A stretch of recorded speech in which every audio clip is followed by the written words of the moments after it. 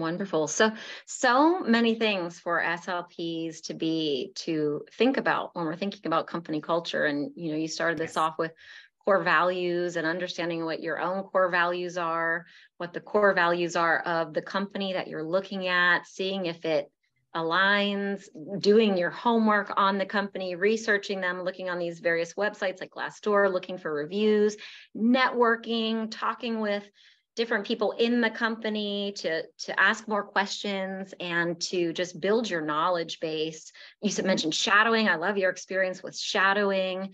And I love how all of your strategy, everything that you're sharing, it aligns with your core values. Your core values just bleed right through everything that you're doing. And I've seen it myself on your social media and the things that you share. And I love how it's streamlined, the right word. It's just all, you can see it no matter where you go. And so I think that's really important information for people to look at when they're doing their homework on companies. Now, some companies might not be super savvy. I know there's some companies that have been in business for 30 some years, 35 years, 40 years, and they're very still paper or pen.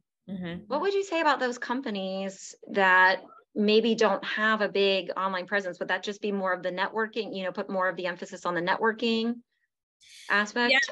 Yeah, I would say put more emphasis on the networking aspect, but I truly believe, even if they're not on Instagram, maybe they've been published, maybe there's been an article written about the owner. Maybe there's a newspaper article, back in the day when we used to read the newspaper, that's where people would do their advertising, right? So, check out obviously other things besides Instagram and Facebook. I've had magazine articles, local magazines write about my company. And so those are things that you can check out as well. And if they are, just kind of off the grid, then I would definitely, like I said, go and maybe ask to shadow or talk to some of the current or former employees. Now it's a little bit harder to reach someone who used to work there, who's a former employee, unless you personally know them. But go just go and introduce yourself and maybe see if you can meet the owner if they work on site. But I believe that with today's industry and just how everything is transforming to an online format, that you should be able to find at least something online about any company, any small business. Maybe it's just an article that was written, in a local newspaper. Maybe it's they have a full, web page. Everyone should have a web page, but a social media presence. Just do your homework.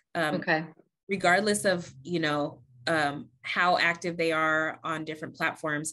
Do your research, and before you go into an interview, make sure that you have questions to ask as well. That's a part of finding out about the culture. One of the questions that you should ask is, why wouldn't I want to work here? I know that sounds like unconventional advice, but you don't have to word it in a way that makes it seem like you're trying to be a smart aleck. But I know, I was trying to think about how do you say that exactly? But you can just say, I really what are some of the challenges you faced as a company? Maybe? I really, have seen that your company has grown over the years quite a bit. It seems like you have a really strong company culture. What are some of the reasons that someone wouldn't, fit into your company culture? Or what are some of the things that, you would say aren't a good fit for a culture like the one that you've established at your business? Those are kind of questions that you can ask.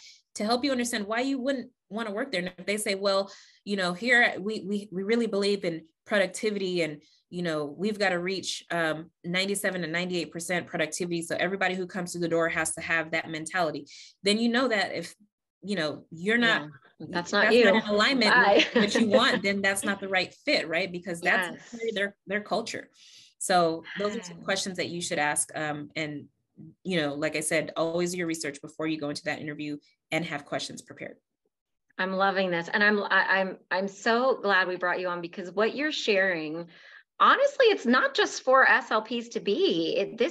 Could be for anybody, that even if they're just making a job change, to think about all of these things. So this is really for anybody, the SLPs already in the field or years in the field or looking to make a shift into a different company. These are strategies for all of us.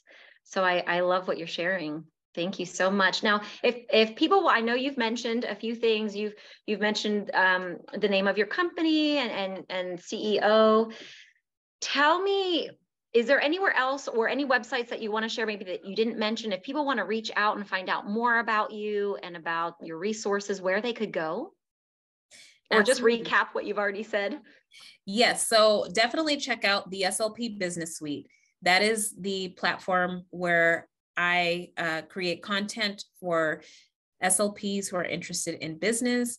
So if you're a clinical fellow or an SLP to be, and you're interested in possibly starting a private practice, and maybe that's the route that you want to take, but you haven't received a whole lot of education around that, as most of us, unfortunately, we don't receive a ton of business knowledge in our graduate programs, but there are resources out there. And so one of the resources that I have created is called, it's a webinar called Private Practice Post CF. It's the most affordable webinar on my website. It's only $7.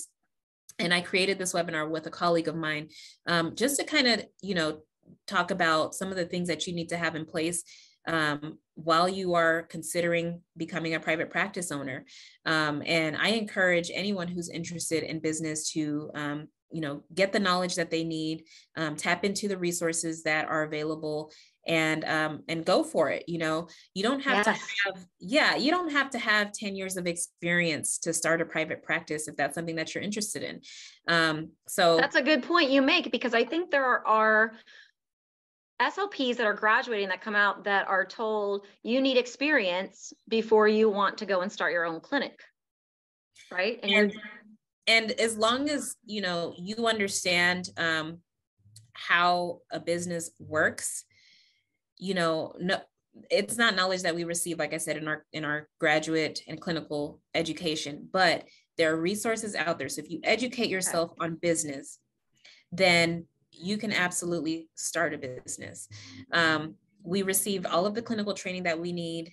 And, a lot of it does come when we do our placements and our graduate experiences.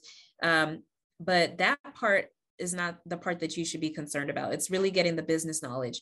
And so taking classes online, finding a mentor, those are things that could definitely help accelerate that process of getting the knowledge.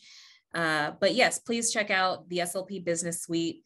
We have courses every month. We produce new courses. And like I said, we have the clinical fellowship, private practice post-clinical fellowship available for those of you who are SLPs to be and CFs who want to go into private practice, either right after you finish your CF and you get your Cs, or, a couple years into it, or even if it's several years after. It's just a very basic kind of foundational course to get you thinking about what you need. And this is the $7 one. This is the $7 one. Right. I love that. It's accessible for everybody. I love that. Yes. Now we do have other courses that, range from $47 to $1,000. And those are going to be, anything from how to take insurance in your private practice to, how to negotiate school contracts with districts and really scale and grow your private practice. So there's a little bit of everything. You have a library. That's awesome. Library. Yes. And so that's what I've been working on for the past 2 years, since COVID, actually. I wanted to really develop this platform so that businesses could stay open during the pandemic, and so that SLPs can continue to gain the knowledge that we need in order to be successful business owners. Wow. Amazing. Incredible. Thank you so much. And for anybody that needs to pause it and rewind and grab all those websites, et cetera, please do so. There is also a handout that is available for you as well, so you can connect with Ebony Green. Thank you so much for all of this wisdom and expertise. Before we close out today, I do want to share just some ways that we can sprinkle some mindfulness into this topic that we are discussing today of company culture. And we can really begin by just taking inventory. We sort of touched on this already, on what your top values and beliefs are, and honestly just seeing if they align with the company culture for the job that you are searching. And while you are engaged in this activity, stay mindful. So what do I mean by that? First of all, consider patience. Understand that not all companies are going to align with your value system, and that is okay. Stay patient until you find the one that feels right for you. Patience really is a virtue. Remember to keep open-mindedness. So we talked about this, Ebony shared about asking questions. Continue to ask questions along the way. Be willing to learn as you go so you can really open up for new opportunities as they continue to present themselves. Follow your inner guidance. So trust your instincts. If it feels right, or if something feels a bit concerning, learn to tap in and listen to that inner wisdom that you hold. Consider being non-judgmental, being just a witness to the experience, to your investigation. As you're looking at all of the different companies out there and the culture that they have, you'll see some companies and the values of these companies that are going to align with you, and you're going to see some that maybe they're not, and that's okay. You can recognize the ones that do not, see it clearly, and then just move on. You don't have to follow any of your thoughts or get caught up in them. Just notice, you know what? This doesn't feel comfortable. This doesn't sit right. I see that, and I'm simply going to move on. And then the last I would say is non-striving. So non-striving is trying not to force fit anything that doesn't feel right along the way. So know that the time will come when the stars will align and the right opportunity will present itself. And know that you will be ready when that time comes. Speaking of time, we are just about out of time now. Thank you, Ebony, so much for your time and for being here with SpeechTherapyPD.com today to share all of your wisdom on company culture. It was my absolute pleasure. Thank you so much, Stephanie. Yes, and we'll be in touch. Thank you, everybody who is listening. We will see you back here again next week as we are taking the next step in our journey on our roadmap from graduation to CF. We will see you then. Take care.